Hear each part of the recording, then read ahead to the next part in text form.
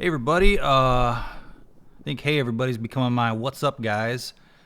It seems like I've been promising to review the new amazing 556 from Zero Tolerance that I got back in December for years now. Now in 2025 terms, a month is equivalent to years. In fact, you may have missed the channel news. I have a second channel now, the Advanced Game Bro, where I will exclusively post classic gaming cringe and some off-topic cringe that I had previously posted here to low success. I mean, everything I post has kind of been low success lately. This video is about a fun new switchblade, though. We're going to talk about switchblades here. You can show your friends, your family, and the cops who pulled it out of the pocket of your squirming, shirtless body, screaming the F word. This knife is called the 556. Now, the dimensions card here is going to reveal how extraordinarily light and thin the 556 is. I'd like to clarify, not small, but thin, like a Twizzler. A silver, hard-firing titanium knife with carbon fiber inlays and significant internal milling that is as thin as a Twizzler. Now, as of this writing, the Zero Tolerance and the Kershaws have occupied more time in my video making this past month than they had in past years combined. I think the Livewire video kind of put me back on the radar, so they are allowing me to look at their stuff again. I work at a slow pace, though, and hopefully they realize it takes time to write these pocket knife think pieces that thoughtfully rip off old Deuce Bigalow jokes.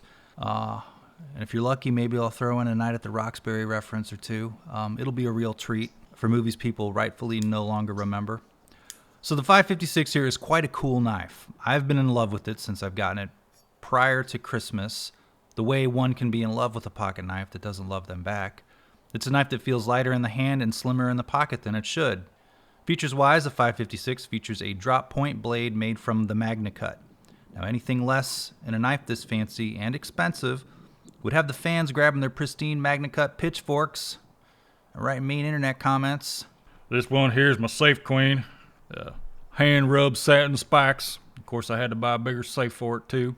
The blade stock here is extremely thin, kind of reminding me of a finely ground slip joint.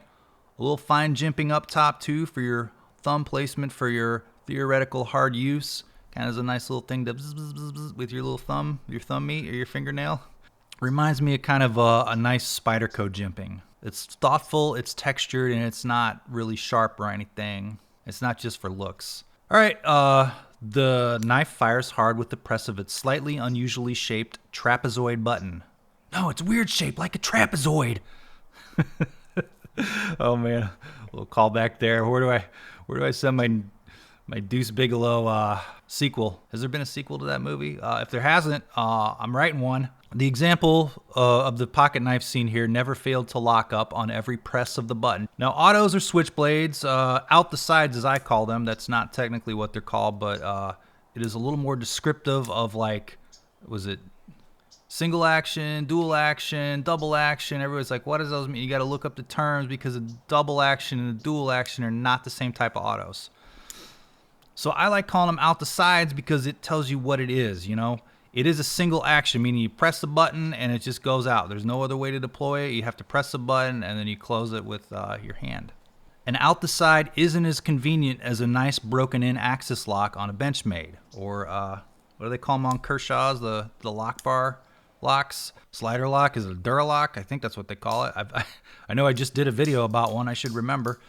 Now, if you want something more fidgetable, a button lock is an easy flick out and flick back, or a axis lock, obviously, or a compression lock. Those are kind of your best fidgetable locks. But like me, you appreciate a fine auto, and we can talk about them for hours with strangers, and even make full videos about them and post them on the internet. Well, people like you and I understand that isn't a problem.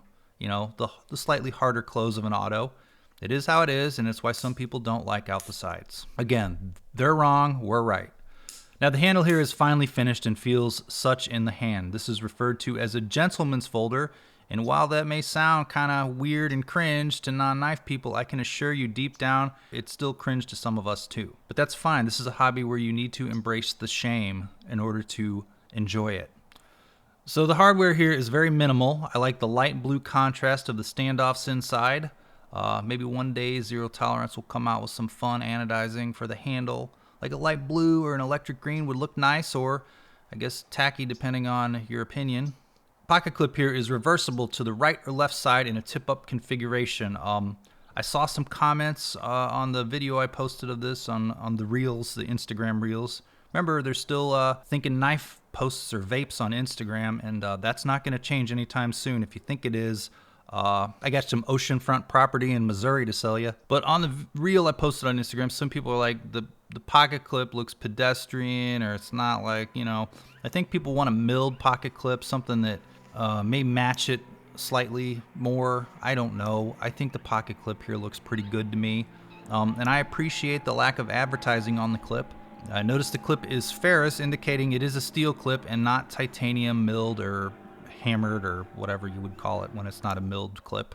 What do they call them on the Chris Reeve? Is it just like a hammered, like just bent and flattened titanium?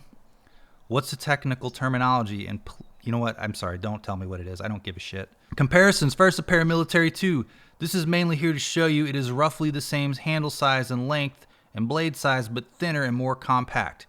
Now, you might observe, based upon the picture, if you're not looking at it closely, the Spyderco looks much bigger, and technically it is a little bit, the handle is quite a bit longer, but I assure you, minus the choil, the grip area is slightly longer by just a small touch on the zero tolerance. The choil and the extra bump on the back of the handle are what make the Spyderco larger. The handle is thicker too on the Spyderco. Now, this is an aftermarket titanium handle, but roughly speaking, the regular Spyderco scales are about the same thickness. This isn't making it that much bigger. It kind of fits the footprint that the former scales did. Now, I think the slimness on a fine auto like the zero tolerance is great. I don't think autos are hard use pocket knives. It doesn't matter what steel they have in them. You could put 440C in them, and the cheaper switchblades have that. And it doesn't make a difference. Like, maybe you want a thicker handle if you're going to be doing a lot more cuts. I don't know. But the thin handle here is nice. Next, the Brend from Protech. Is this the Brend 2 or is it the Brend 3? I don't remember. However, you can go watch that video from me that I did a couple years ago to learn all about it, or the one where I'm popping balloons. You know, that video I did no one saw? The handle on the Protech is aluminum, but the titanium handled 556 is so light you might think it's aluminum. That's what the spec sheet's for, right? Oh yeah, it's titanium. How about that? Next, the Sebenza 21, half carbon fiber, knife art exclusive. Remember this video? Of course, this knife is significantly heavier, and so is the Protech than the zero tolerance. All right, that about does it. Okay, I would like to say I don't own a lot of zero tolerances. Mostly because I'm protesting until they bring back the mud. Bring back the mud. But this is a very fine auto, as fine as my Microtechs, Protechs, and my Hawks. I love it. It's just awesome. It is probably my favorite zero tolerance. I know that's a term, like every knife video person who posts knife video content, they say that about the new knife from the company every time. I think this is probably my new favorite.